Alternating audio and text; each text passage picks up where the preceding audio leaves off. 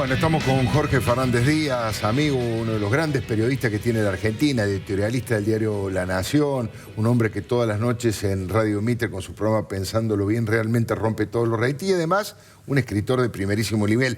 Este es un ejemplo, Te amaré locamente, de Jorge Fernández Díaz. Allí lo estamos viendo en pantalla.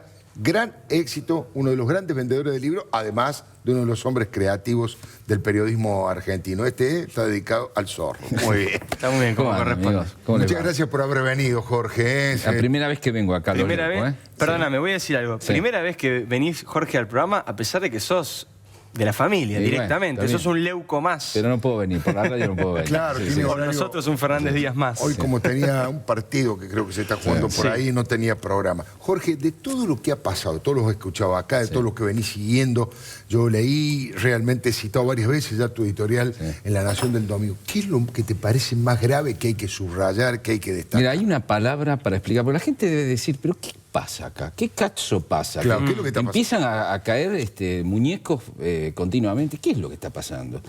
Lo que está pasando se podría explicar con una sola palabra, que es la palabra protección. Aquí hubo protección política y protección cultural, ideológica, durante muchos años. La protección política ya no existe. Por lo tanto, hasta las tortugas vuelan, digamos. Claro. Todos los jueces están a gran velocidad, se sienten apretados un poco por la opinión pública. El gobierno les quitó el cepo y entonces están cayendo uno tras otro y van a seguir, me parece a mí, todos los responsables de la corrupción kirchnerista. Que eran protegidos por el gobierno anterior. Sí, no solo por la corrupción, sino también los que están vinculados a ese gran enigma que es narcotráfico kirchnerismo, que es un vínculo que todavía no está del todo desentrañado. A pesar de todo lo que contaste hoy y lo que se vio lo que ve acá. Es el comienzo. La pregunta es cómo lograron entrar cárteles importantes e instalarse aquí el narcotráfico como se instaló durante una década. Todavía no hay respuestas concretas de cómo, porque no conozco un solo país del mundo donde no esté involucrado grandes autoridades judiciales, de Poder Ejecutivo y policiales, cuando entran cuando entra el narcotráfico. Simplemente. A ver, lo que decía Patricia Bullrich es inapelable. El cartel de Sinaloa, así es. No, y cuando hablaba de, cuando iba a los números duros, cuando evitaba opinar sobre este asunto, sino que iba la información. La industria farmacéutica necesitaba 200 kilos. Se importaron 45.000. Bueno, ahí hay evidentemente pero hay otras cosas que no se tocaron, por cómo es que somos uno de los principales exportadores de cocaína del mundo, por ejemplo. Y cómo pagan, los cárteles le pagan a los protectores ya no con dinero, sino con droga, y cómo esa droga se revende en el mercado local. Pero hablabas de la protección política que se terminó, pero hay la protección cultural, dijiste también. La protección política fue muy fuerte, fue lo que trabó la justicia. Y entonces los periodistas estaban todo el tiempo denunciando cosas.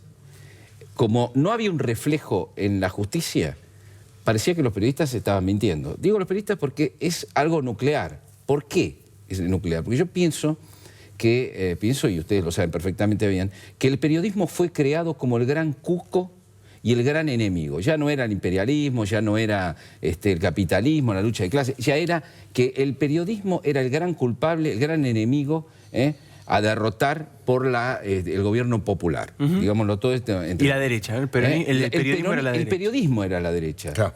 A tal punto que cuando sucede lo de López, lo primero que dice Eve de Bonafini es un infiltrado, pero no dice es un infiltrado López, que más ridículo que fuera un infiltrado, pero López no es un infiltrado de Singer, de Obama, de la CIA. No, dice infiltrado del periodismo. Un hallazgo del periodismo. Impresionante. Es decir, el periodismo era el que debía ser derrotado. ¿Por qué debía ser derrotado? Porque el relato, que era un gran camelo en muchos aspectos, exigía que los refutadores del camelo sean castigados, denigrados, desacreditados, etc. Cuando vos tenés a la justicia que no es reflejo digamos, del periodismo independiente, bueno, entonces era fácil vapulear al periodismo. Ahora, después existió lo que yo llamo la protección cultural, que la integraron los intelectuales, los artistas, Algunos de ellos bien intencionados, podría decir uno. Sí. Y, bueno, algunos son, yo creo que en el gobierno anterior hubo cínicos y hubo creyentes. Claro. Y después hubo una combinación de cínicos y creyentes. Por ejemplo, yo creo que Cristina Kirchner es una combinación patológica de cínico con creyente. Claro. Y así hubo mucho. Qué peligroso, ¿no? Los cínicos, yo creo que es muy peligroso. Por eso hemos vivido las cosas que hemos vivido en Argentina. Claro. Yo creo que los cínicos estaban asustados cuando aparecía la nata mostrando la ruta del dinero la cao, ruta del dinero. Tesur, Rosadita. Los cínicos estaban asustados. Los creyentes se mofaban. Claro. Los creyentes se mataban de risa. Carta abierta muestra documentos donde se mata de risa. Esto de las bóvedas, esto parece salido de Edgar Allan Poe, es una estupidez, etcétera, ¿no? Entonces, los creyentes, los que chiflaron a la nata tantas veces en el Martín Fierro, los que decían que la nata era un gordo vendehumo, cuando había descubierto un Watergate argentino, que si hubiera ocurrido esto en Estados Unidos le hubieran dado el Pulitzer, por todo lo que se ve ahora, y tantos otros periodistas, Hugo Alconadamón, Larieri, Nico Guñaski, Santoro, y muchos, sobre todo el periodismo de investigación que fue... Emilia Delfino, Rodrigo Alegre. Exactamente. Todos ellos fueron vapuleados junto con los periodistas que le daban crédito, Claro.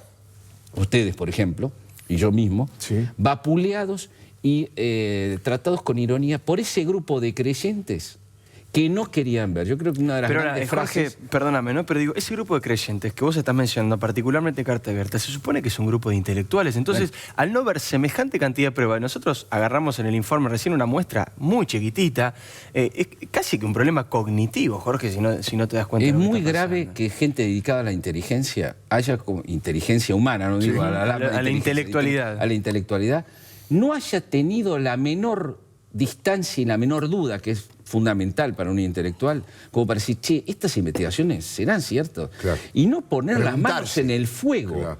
Algunos dirán, bueno, estaban pagados. A los creyentes les dieron migaja, mientras los cínicos se la llevaban a cuatro manos en el gran banquete que hubo. Yo creo que hubo un enamoramiento.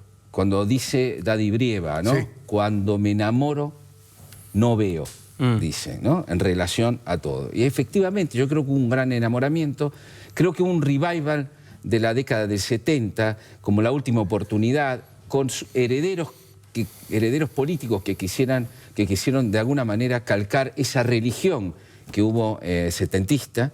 Claro, con una diferencia, que los muchachos de los 70 cavaban en su jardín para esconder libros prohibidos. Claro. Y estos cavan en el jardín para meter bolso con guita afanada. O sea, hay una distancia... Una pequeña distancia abismal, moral, ¿no? Abismal, entre ciertos idealistas que hicieron cosas terribles en los 70, pero idealistas al fin, Claro. y estos muchachos que... este es uno de los problemas fundamentales. Creo que el modelo tenía una matriz corrupta. Así como yo digo siempre que el primer gobierno de Néstor Kirchner fue un gobierno sanador, fue un gobierno donde se mostró que la economía podía ser virtuosa, donde tuvo mucho que ver Labaña, Claro. con ese país normal que decían que Néstor quería ser. Claro, tenía a sus espaldas Santa Cruz, donde había sido un señor feudal y había destruido muchas cosas. Entonces uno daba para pensar que quizás eso era impostado, pero uno le podía dar una chance de que a nivel nacional quisiera efectivamente, de la mano de Labaña, hacer un país virtuoso. Sí. Y un poco lo hizo. Sí, en los dos Lo primeros hizo. años, sobre todo hasta que se fue Labaña, sí. Ahora se sabe que mientras lo hacía, había una matriz corrupta. Que venía del sur también. Que venía del sur, que venía con la idea, una idea terrible, una frase terrible, cultural, que fue, hace falta tener plata para hacer política, con lo cual lo que le estaba diciendo a toda su militancia es Afanen, a muchachos. recaudar, muchachos. Viste que cuando se recauda un poco para la revolución, Sí, y otro poco para las mansiones. Para las ¿no? mansiones y Como el otro dice, bolsillo. como dice Claro. la nata, adentro del bolsillo es difícil distinguir cuál es para la política y cuál es la propia, ¿no? exactamente. Ahora, Jorge, ¿no? coincido exactamente con todo lo que dijiste. Sí. Ahora hay una cosa que yo le pondría una mayor... no es que yo le pondría, lo subrayaría, vos lo has hecho en algunos textos, que me gustaría destacarlo ahora, que es...